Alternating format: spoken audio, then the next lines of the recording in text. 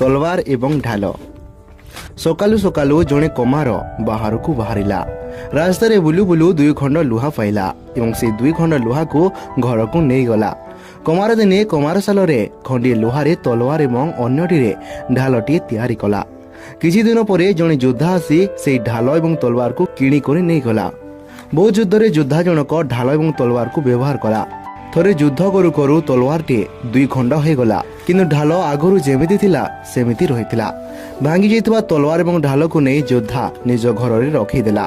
ରାତିର ମଧ୍ୟମ ପ୍ରହର ଭିତରେ ସଭିଏ ଶୋଇଗଲେ। ଧୀର କଣ୍ଠରେ ତଲୱାର କହିଲା, ତୁମେ ତ ସେମିତି ଅଛ, ମୋର ଏଭଳି ଦୁର୍ଦ୍ଦଶା କାହିଁକି ହେଲା? ଢାଲ କହିଲା, ଆମ ଦୁଇଙ୍କ ଭିତରେ ଅଳ୍ପ ଫରକ। ତୁ ସବୁବେଳେ ମାରିବା କାଟିବା କାମରେ ରହୁଥିଲୁ, ମୁଁ ବଞ୍ଚାଇବା କାମରେ ରହିଥିଲି।